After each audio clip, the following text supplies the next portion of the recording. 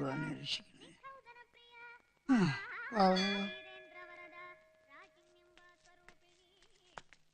സാറേ നിന്നെ നിന്നെ നിന്നെ നാണുണ്ടോ? എനിക്ക് കാശ് കണക്ക് കഴിഞ്ഞ് വാങ്ങിയതല്ലേ. എത്ര നാളായിട്ട് തന്റെ പുറകെ നടക്കാൻ തുടങ്ങിയിട്ട് ആ ലെവലാതി. പെണ്ണും പിള്ളം കൂട്ടിക്കൊണ്ട് അമ്പലം നിറങ്ങുന്ന ഓർസിയറെ കാണുമൊക്കെ ബാറിൽ പോയിട്ട് നക്കാറില്ലേടോ. അതിന്റെ കാര്യം ശരിയാക്കിയതല്ലോ ഇവിടെ. ഇനി എനിക്ക് എന്റെ കാശ് കിട്ടാ മതിയാ. താനെന്ന് എന്താടോ പറഞ്ഞത്? എന്താടോ എടാ പട്ടി മൂക്കറ്റം കുടിച്ച് എന്താ ആഭാസത്തരം കാണിച്ച് ചോദിക്കാൻ ആളില്ലെന്ന് കരുതിയോ? നടുറോട്ടി കിടന്ന് ബഹളുണ്ടാക്കിയുള്ള ശിക്ഷ എന്താണെന്ന് എനിക്കറിയോ? പോലീസ് ആക്ട് 51 അതെന്താണെന്ന് അറിയാൻ പാടില്ലെങ്കിൽ ആരോടെങ്കിലും ചോദിച്ച് മനസ്സിലാക്കണോ? നിങ്ങൾക്ക് എന്തെങ്കിലും പറയാണ്ടെങ്കിൽ അവരുടെ വീട്ടിൽ ചെന്ന് പറയണം.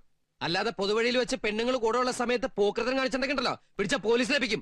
പോടോ പോ അങ്ങോട്ട് പോടോ. താൻ നിന്ന് ആറങ്ങട് എടാ പോടാ കൃഷ്ണ.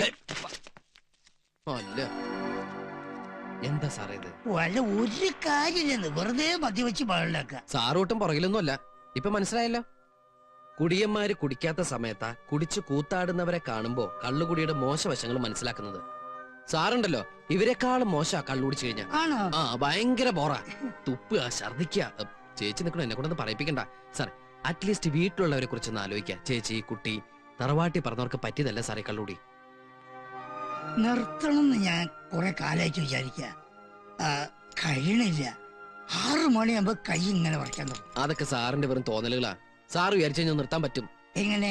ഒരു ഡോക്ടറെ കാണിക്കണം. അതിനുള്ള അഡ്രസ് ഞാൻ പറഞ്ഞുതരാം. ആ ഗോപാലകൃഷ്ണൻ സത്യത്തിൽ നമുക്കൊക്കെ അനുഗ്രഹ.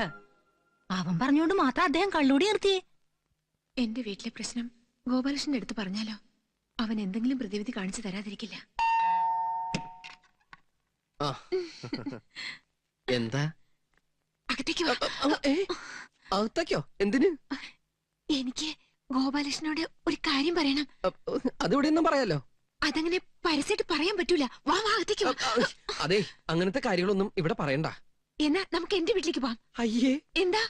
ദയവ് ചെയ്ത് എന്നെ അങ്ങനെ കാണരുത്. അയ്യോ അതല്ലട പൊട്ട. അയ്യോ എന്നെ ഇവിടെ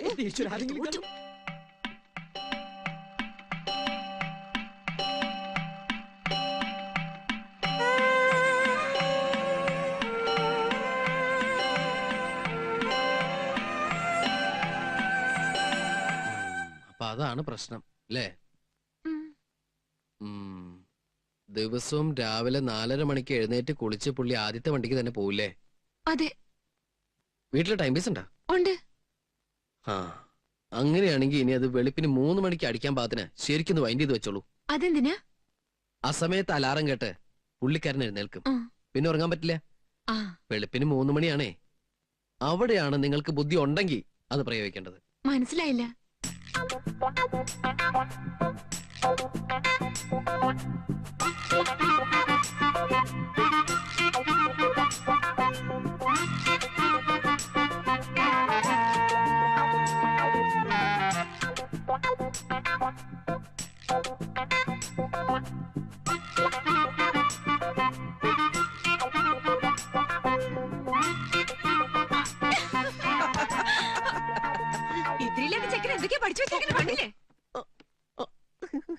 കാര്യങ്ങൾ മുഴുവൻ മനസ്സിലാക്കി കഴിഞ്ഞപ്പോ ഇത്തിരി ഇല്ലാത്ത ചെക്കനാ.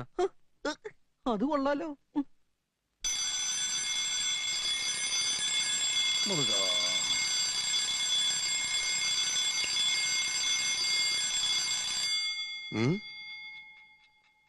മൂന്ന് മണിയോ? ഇതാരാ 3 മണിക്ക് അലാറം വെച്ചത്? 2 മണിക്കൂറുണ്ടല്ലോ. ഛേ തൂക്കം പോയി.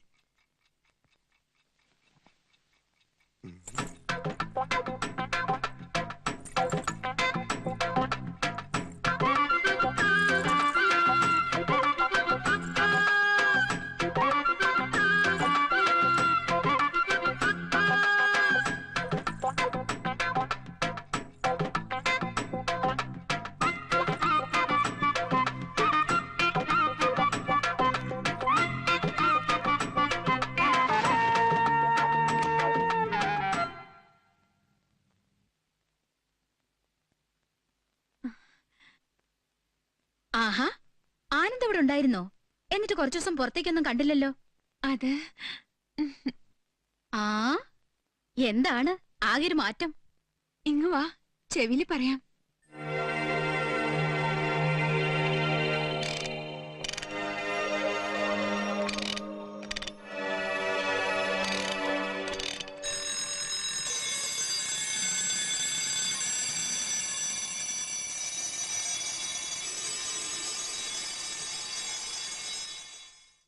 എന്നാലും എന്റെ ഗോപാലകൃഷ്ണ, നിന്റെ ഈ കൊച്ചു തലയ്ക്കകത്ത് ഇത്രയും വിവരം ഉണ്ടെന്ന് ഞാൻ വിചാരിച്ചില്ല. ഇവളുടെ ഹസ്ബൻഡ് ആളങ്ങ് മാറിപ്പോയില്ലേ, കണ്ടാ പോലും തിരിച്ചറിയില്ല. ഈ ഫ്ലാറ്റിലെ പുള്ളിക്കാരനെ മാത്രമേ കാണാത്തുള്ളൂ. അതെങ്ങനെയാ? രാത്രി 12 മണിക്കല്ലേ വരണത്, വെളുപ്പിന് 5 മണിക്ക് പോവുകയും ചെയ്യും. അതൊക്കെ പണ്ട്. ഇപ്പൊ കടയും വേണ്ട കച്ചവടം വേണ്ടെന്നായില്ലേ. എപ്പോഴും വീട്ടിൽ തന്നെയാ. ഓ അത് ശരി. എന്നാ പിന്നെ എനിക്കൊന്ന് പരിചയപ്പെടാലോ. ഇപ്പൊ ഇവിടില്ല. അയ്യോ, പിന്നെ കച്ചവടത്തിന് പോയോ? അയ്യോ അതല്ല, പുതിയ TV വാങ്ങാൻ പോയിരിക്കുക.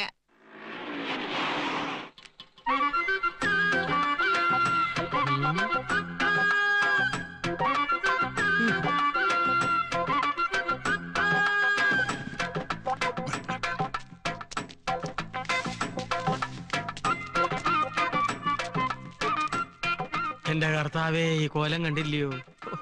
പണ്ട് എന്തൊരു ഐശ്വര്യമായിരുന്നു ആ പാണ്ടി കുറിയും കായസഞ്ചിയും തൂക്കിയുള്ള പോക്ക്.